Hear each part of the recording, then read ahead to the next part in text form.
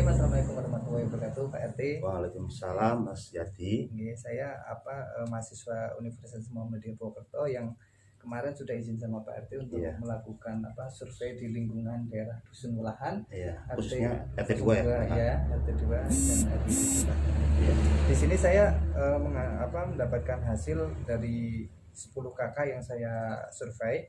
Dari balita ada 25%, terus ini anak 25%, terus yang 8% balita, ini yang remaja 12%, dewasa 53%.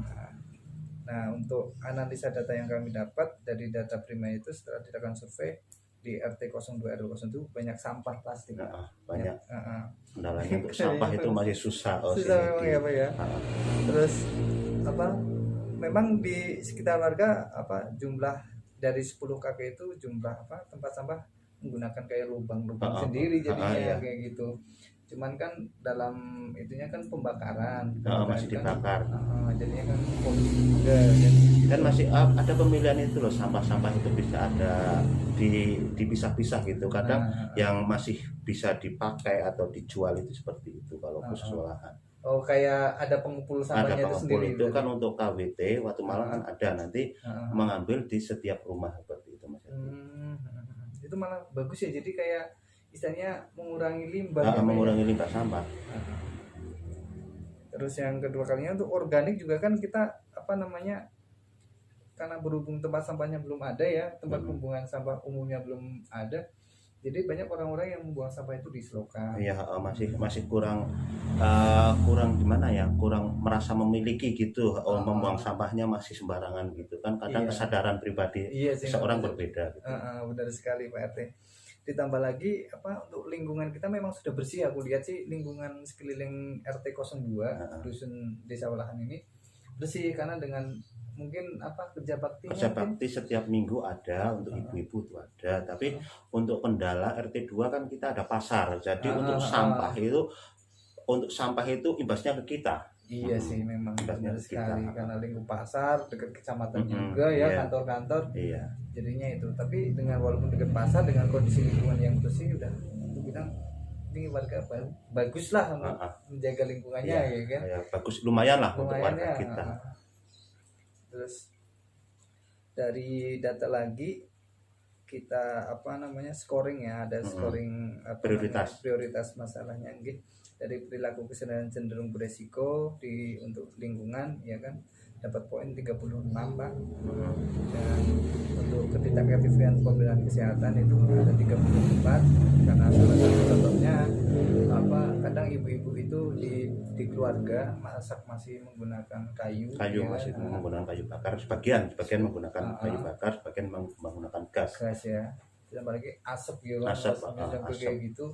Nah, itulah kadang mereka yang tidak menyadari bahwa itu adalah resiko untuk kesehatan keluarga. Terus yang ketiga, defisiensi kesehatan komunitas, skornya 33. Nah, dari situ kita dapat diagnosa keperawatan prioritas. Yang pertama, perilaku kesehatan cenderung beresiko ya. Yang kedua, ketidakefektifan pemeliharaan kesehatan. Yang ketiga, defisiensi komunitasnya itu sendiri dari lansia. Yang kita kemarin itu kita observasi. Nah, untuk yang kita lakukan dari 3 masalah itu yang paling utama itu di bagian sampah Pak. Sampah. Karena pengelolaannya itu belum tertangani istilahnya. Dan kemarin itu saya lakukan presentasi itu tentang ekobrik sama budidaya maggot. Budidaya maggot berarti Mas Yati sudah membuat maggot itu sudah mulai. Ya, saya sudah mulai dari pembikinan, sekarang lagi tahap pemancingan.